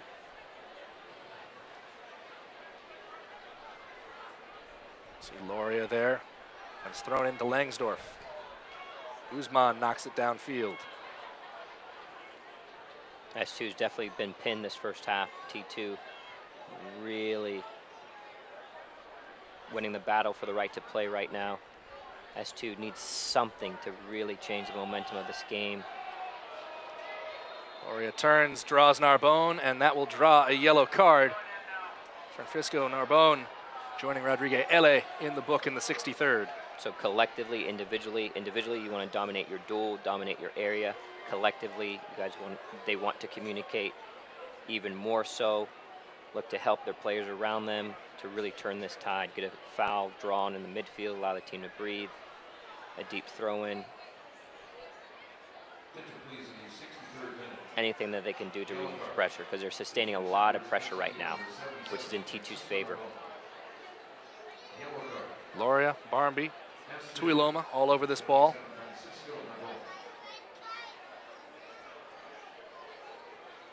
To be about 4 S2 players in the wall. This is definitely shooting range, so you want the wall to be very strong. You want them to do their job, be committed to the cause, and follow up and protect your goalkeeper. Tuiloma toward goal, and that one misses, but not by much. Solid contact, just a little too driven, James. Yeah, Tuiloma has shown that he can really stroke a ball. He's had some fantastic switches during the run and play in the first half. As he stepped up, I thought he was going to drive it, look to get some swerve, some dip on it. Elected to try to bend it with some bit of power. Unfortunately for S2, it goes over the goal. The quick switch over the top, was looking for Estrada. He can't get to it. It'll be held in.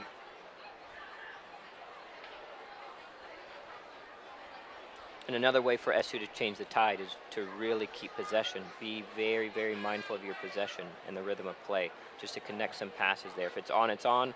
If it's not, let's rest while keeping the ball, build some momentum with keeping possession, setting up our sequences to then penetrate and spring players through for a high-quality crossing opportunity or a chance on net. Alone. Going for the highlight reel clearance.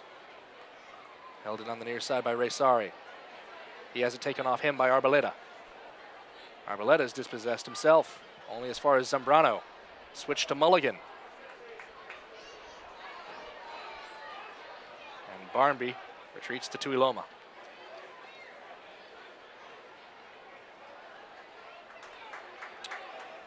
Which teams are hitting peak performance in the USL? Find out every Monday afternoon when the USLsoccer.com power rankings are released to see where your team sits after its most recent results. John Hutchinson going to use up his second substitution here in the 65th. And it'll be another S2 debut. Felix Chankham's afternoon is done, and in comes the most recent Australian to join the club, Jesse Daly. Chankham did well, put in a good shift the first half. You could see him maybe perhaps a bit out of gas to start the second half. Wasn't as active, but definitely put in a good shift in the first half. Created some opportunities, created some havoc. And now you see this shift a bit as you push David Estrada to the lone striker, the lone 9. He'll be a bit more active underneath to be able to run in behind.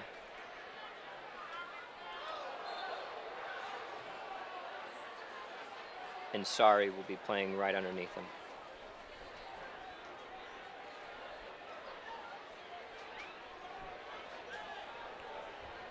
Daly joins from Queensland Lions FC in his native country. Hines. Go wide to Estrada, who runs onto this loose ball. Hines wanted the whistle.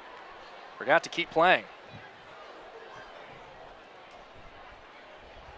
This is Daly, his first involvement. Ulysses can't bring that ball down.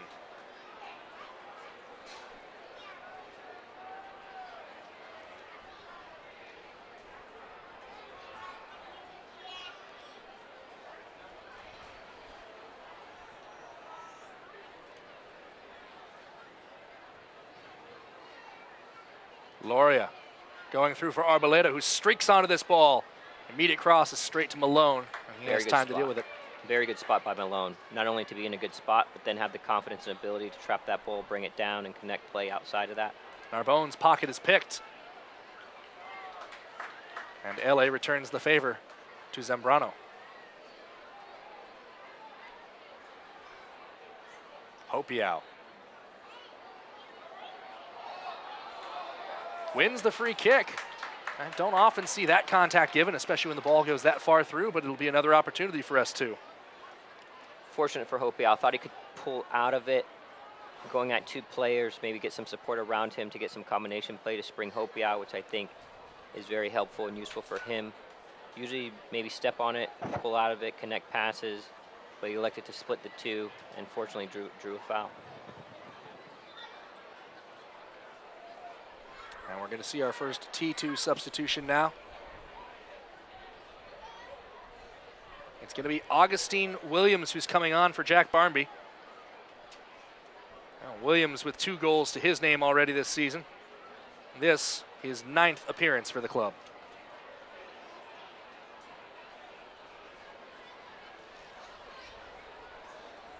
Both Sari and Hines over this ball, right and left-footed players.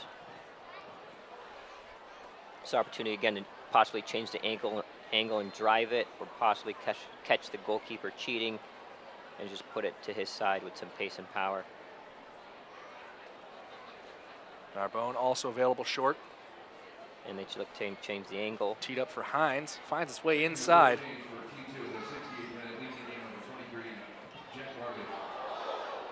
Bit of pinball going on at midfield right now. Everyone works their way back to their feet.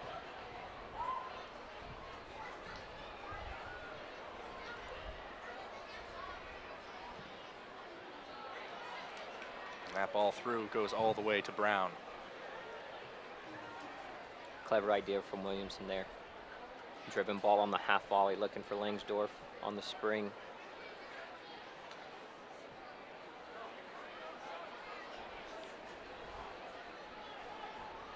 Well, Usman thinks highly of teammate Nick Hines' speed, but perhaps a little bit too highly. The pace of play in the last 5-10 minutes has really picked up. It'd be nice if S2 can take that to actually get a chance on goal.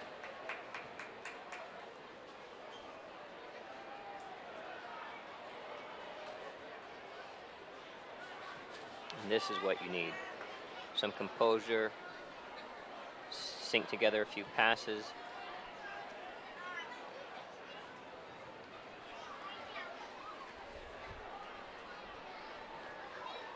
For me, Daly's had 10 or so touches.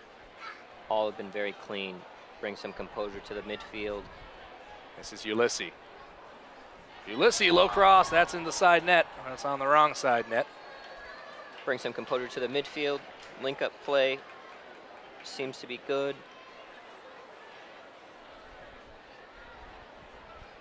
Very good so far. Look for S2 to really try to dictate play through him. Think he has the capability to settle down the midfield. Now you have Narbonne and Daly with Sari in front, and you'll have Estrada really putting pressure on that back line of T2 and rushing things. So the spine of S2 is very good right now. Moving quickly, trying to get it to Hines, who may have been offside. Mangles. Send out to Mulligan. Laurie, who's drifted wide, is looking for Augustine Williams. Instead finds the hands of Brown.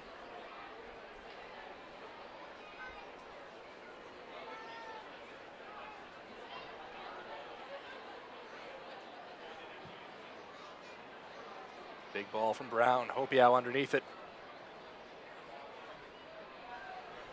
Hopiau and Arboleda tie up. Now going over the top. This is Hopiau. Might get to this ball.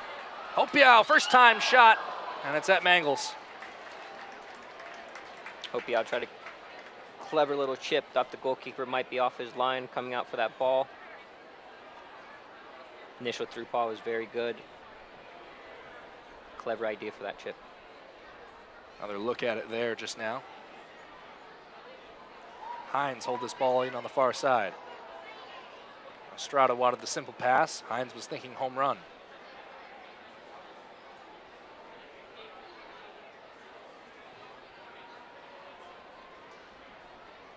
And you see the energy that Estrada brings to be able to press that ball from the left side of the field to the right side of the field and then pick up the play. Estrada eats up a lot of real estate, overplays that ball to Hopiau. Unlucky. There's an urgency right now. There's an unwillingness to accept a draw at home. S2 is trying to move the ball faster. They tend to play better when they're instinctive rather than overthinking the play. Certainly. And again, I think Hines does well when he has people to combine with. You bring Estrada, his ability to combine with Olsen, for me, is his real go-to target. So possibly he'll make a cameo in this game. Long ball up to Loria. Picks it up. Usman is in front of him. Back to Williamson. Loria gets to it. Left-footed shot. Deflected off Malone on its way through. Great block by Malone to stay with that.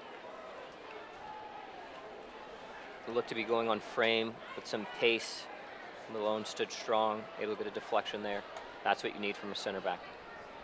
The ability to sacrifice the body, block shots, block services, close down space. S2 dropping 11 men into the box to defend this corner. Williamson to serve it from the near side.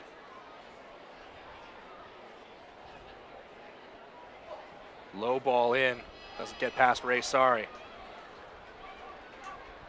You see 7 T2 players in the box on that, with 2 at the top of the box. Estrada links up with Daly. Hines going at Tuiloma.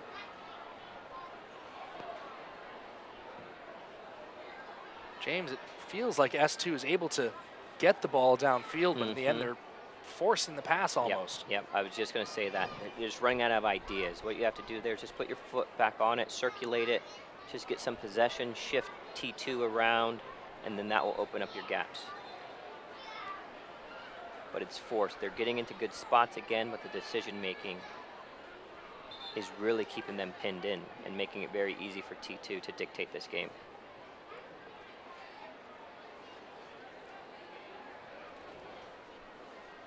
Nothing wrong with recirculating the ball, connecting some passes, going from left to right, creating 2v1 opportunities, 3v2 opportunities, and that's when you spring to goal. Hopiau. Wide for Ulysses.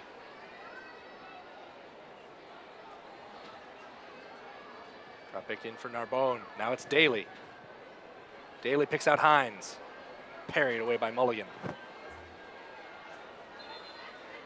And will be stopped for S2's third and final substitution. David Olsen's going to see his way into this match for Nick Hines. Interesting substitution.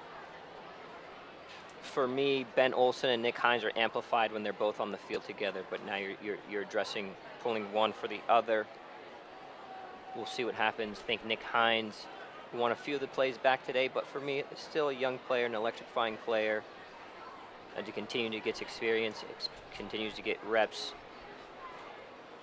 you know, he'll know how to continually affect the game positively for 90 minutes. This is Estrada. Narbonne uncorks one from long range. Great first time hit by Narbonne.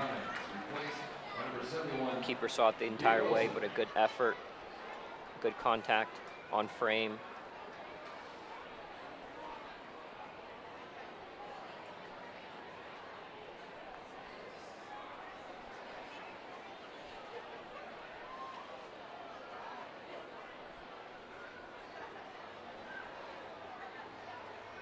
And Estrada once more unable to control it on that near sideline. So all 3 subs used up by S2. 2 remaining for Mark Briggs and Timbers 2, although it looks like he might be down to 1 in just a moment as that ball rolls out.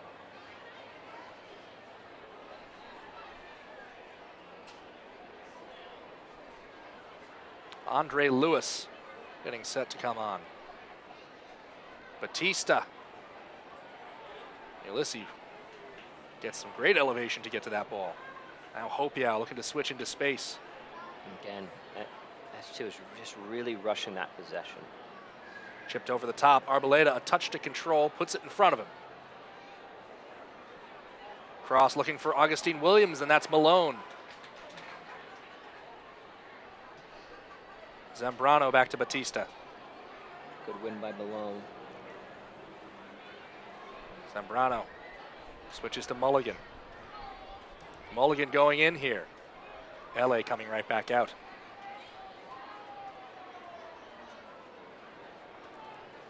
Zambrano through toward Loria. Clattered off a couple players, but eventually comes out, and now we'll see that substitution. S2 has to play with possession now. Taking Hines off lacks the speed. David Olson isn't going to be able to do that. But what he can do with his creativity, both in shooting and in passing, to take advantage of that, they have to slow the game down, use the possession in that final third, particularly playing him off of Estrada. If they're going to score a goal, they can't be quite as frantic. Very true. They're rushing possession, which isn't allowing their outside backs to get in on the overlap and support the play. This is Loria trying to carry on. Narbonne got a foot in. Daly wants to go quickly. Estrada in a foot race with Modu Jadama. Estrada gets there. Can he hold it up long enough for support to arrive? Back to Sari. Great hold-up play. Now it allows you switch to Ulysses. To get your outside backs involved. Runs off one challenge. Tries to go to Hopiau. Possession lost on the way in.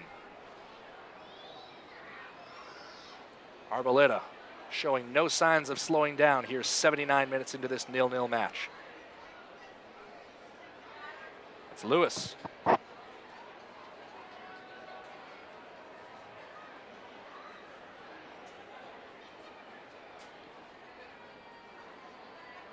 positioning by Ulysses there to read the ball, read the entry ball, get his body in front.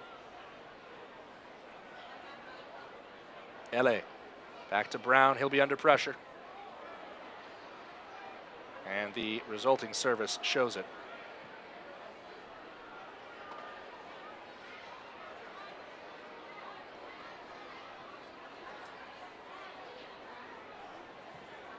Narbonne loses his footing as he tries to smash that one to Hopiau, who gets there anyway. Coming in on Batista. Back for Daly.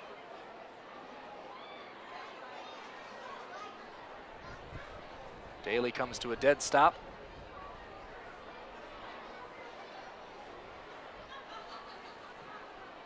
And now it's back into space for Zambrano. He's looking for Arboleda, and it really seems like, Dave, the last couple minutes, Victor Arboleda is being counted on to kind of spring an opportunity if they can get Denzo Ulysses to commit downfield. Yeah, Seattle's pushing both Ulysses and Hopiau high and wide. That's leaving Arboleda the space behind, and T2 knows he can turn that corner. He did it a couple times already. Through for Arboleda, who gets by Malone. Arboleda, left-footed square ball. Ellie went to ground, as did Ulysses, who covered a lot of space to track back to that. The two of them help each other to their feet.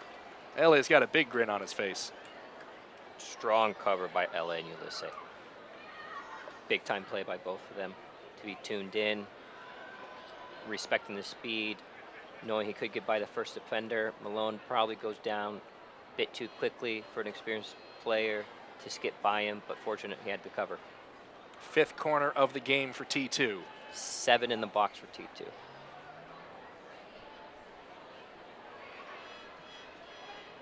Lofted ball, free header for Batista, but he can't put it on frame. 82nd minute now. Well, you seemed so certain for the first hour or so of this match that there was going to be at least a goal in this, but James, as we're staring down the barrel of the last 8, it's a little bit more in doubt at this point. T2 has made some adjustments at halftime and really came out strong. They've had some sustained pressure. Unfortunate not to get a couple penalty shouts. S2's kept themselves in the game long enough, and anything can happen. And as long as they're in this game 0-0, It just takes a moment of brilliance where, you know, probably against the run of play, they can look to create opportunities. But for me, T2 has definitely dictated the second half.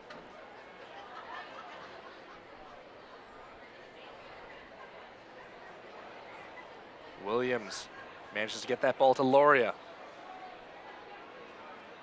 Loria dragging defenders with him. Mulligan, ball to the back post. This is Arboleda. Arboleda onto his left foot, and Ulysses with another sliding challenge to poke it away. Again, good timing by Ulysses. That 1v1 matchup is very good. Two very speedy, athletic players going at each other 1v1.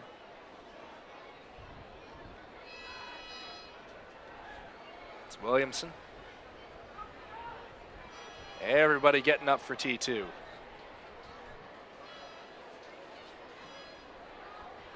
That ball cleared away by the head of Ray Sari, and then lifted way over the goal and into the baseball net by Mulligan.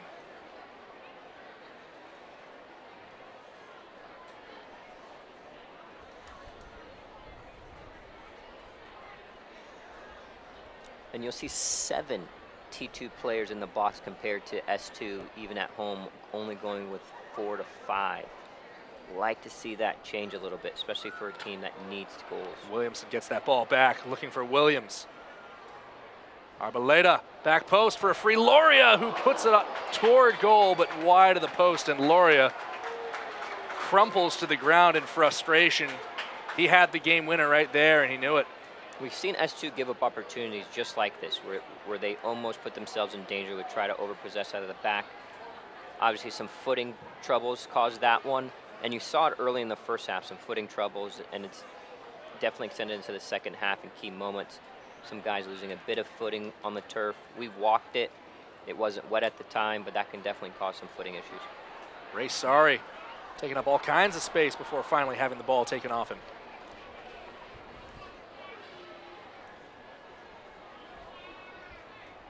And S2, just a lot of individual efforts. And instead of using the collective sequences of the group and the guys around you to maybe set up some combination play, some sequence play, a lot of 1v1 efforts that really aren't coming off and has caused S2 to have to defend a lot. Batista with a right-footed effort. And caused S2 to have to defend a lot in this second half. Just better decisions need to be made on when to possess, when to go forward, when to step on it, when to recirculate it. On that bull rush from Sari, once he's into a 1v3, he's got to look to get that ball out of that. He isn't going to dribble through 3 guys. 85th minute now. Batista is down behind the play.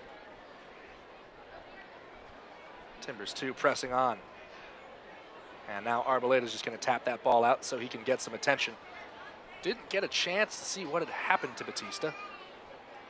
But this has certainly been a game that has exacted a physical toll from both of these sides.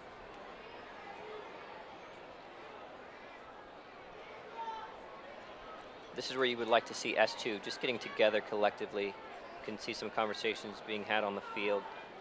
Say, hey guys, we have the pedigree and the ability to put together some combination play to keep possession, some sustained possession, allow our lines to be engaged, to edge up the field, to then pin them if we do turn it over.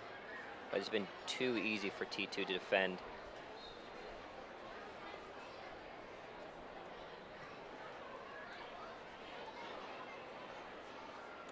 And Sounders 2, as is the tradition in situations like this, putting the ball out of play so Timbers 2 can restart it. Hutchinson gave Estrada some instructions that he passed on down to the back line. Certainly it's been Timbers 2 that have had the better looks the last several minutes here. We tick over into the 87th, 3 in stoppage to go. And if you're Mark Briggs and Timbers 2, James, between the disallowed goal in the first half from Langsdorff for offside, Loria's penalty shout that for all intents and purposes looked to be valid, and of course that miss from Loria from moments ago, if this finishes at 0-0, it might feel more like 2 points dropped than a point earned. It's very true. I think T2 are going for it. For sure, they continue to press, they continue to push the game, getting numbers forward. in this rivalry game, they'll definitely looking to push for 3 points. And they'll feel hard done if this ends in a draw. Mulligan back to Zambrano.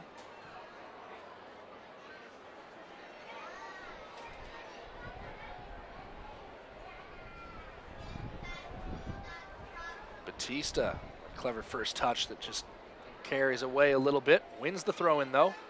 Finds Williamson.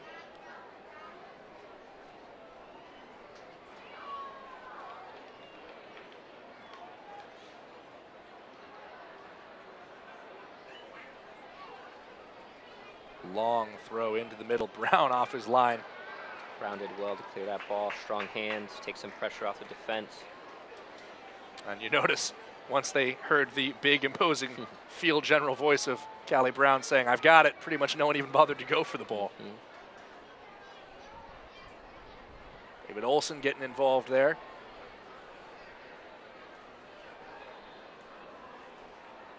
Estrada seemed certain that he'd be awarded the throw-in. It's going the other way, though.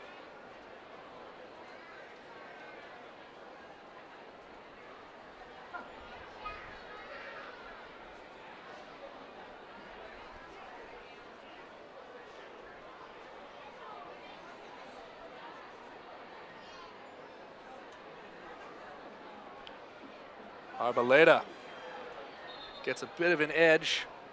The ball had gone out further back, though. Arbaleda's been good for me. Pushed the game, great speed, great athleticism, but great technical skill, great 1v1 ability. Can roll off challenges, can roll off tackles. Great winger. Just 21 years of age, the Colombian.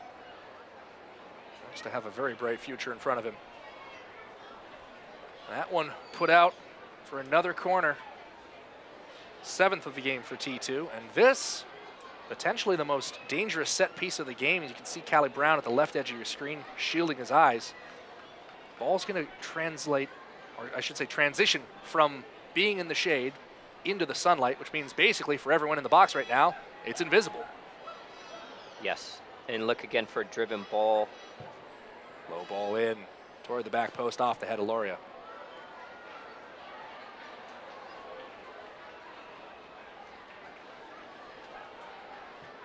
LA.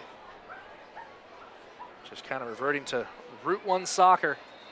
S2 usually like to play with lots of link-ups, but at this stage in the game, just going to hoof it.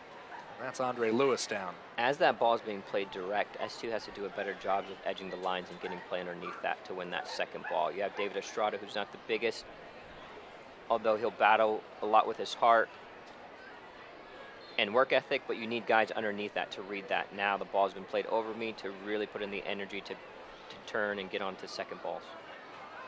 Restart to Loria. Hopiau goes down off the ball. Eric Williamson called for a foul there. I think Hopiau just ran into his back. I don't. No, Ericsson's cheeky. He's a very good player, great pedigree with the U20 national team. Another turnover, this time to Williams. It falls for Arboleda. Can he make something of it? Still on the ball. Well, made it through the first 4 defenders, but not the 5th. Again, S2 putting themselves under pressure. They want a free kick. Gonna elect to make a good decision. Doesn't quite come off the way they expected. Ball and lost into touch on the near side as we'll play 2 minutes of extra time here.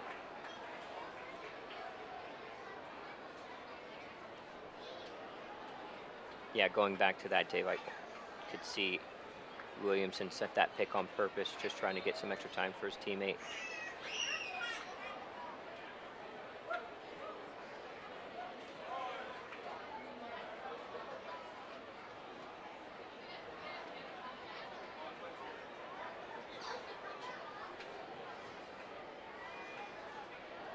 Ball intercepted by Lewis.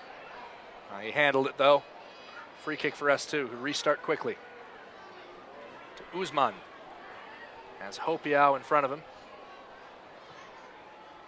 Squares to Narbonne. Estrada.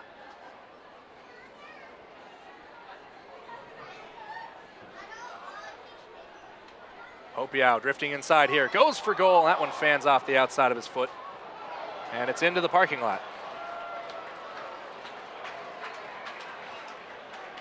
That was probably the best sequence S2's put together. Some composure, some good splitting balls, some hold-up play.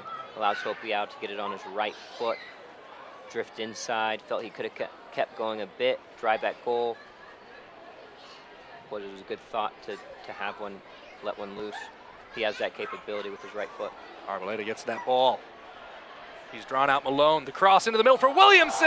And at the death, Eric Williamson has smashed in a road goal for Timbers 2, who celebrate as if it's the final whistle, and it may as well be. The critical breakdown in stoppage time costing S2 at home dearly. Deserved goal for T2. They've been putting on the pressure these last 45 minutes of the second half. Again, marking in the box, critical moments, like we said earlier, critical moments have really, really affected S2's body of work over this early part of the season. How it goes from a goal kick of creating an opportunity down on the other end to at the other end, their number one player, most active player, getting free again. Guys aren't matched up in the box. Erickson, late run, free opportunity in the sixth. It's going to be a goal every time. And that likely the final kick of the game.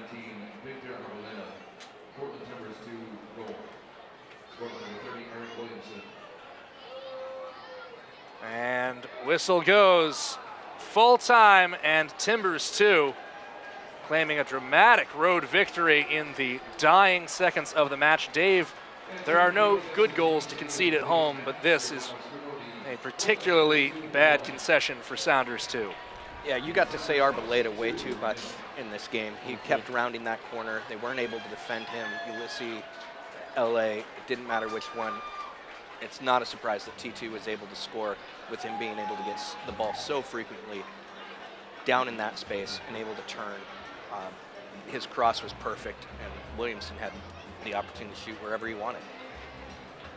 Well, Timbers 2 improved to 5-3-2 on the season, including a winning record on the road, 3-2-2 for them. For S2, they're down to 2 wins, 6 losses, and a draw. And they'll be back to the drawing board as they go off to face Reno 1868 in about a week's time on May 19th. They'll be back at home on June 10th to square off against the Oklahoma City Energy. For T2, meanwhile, they'll return home to play Los Dos, LA Galaxy 2, on May 12th. That is going to do it for us here from Cheney Stadium. Thank you for joining us. For Dave Clark, James Rowley, and our director, Adam Weigel, I'm Andrew Harvey saying so long. Thanks for joining us on ESPN Plus, and we hope to see you next time. This copyrighted telecast of the United Soccer League may not be retransmitted, rebroadcast, or reproduced without the express written consent of the United Soccer League.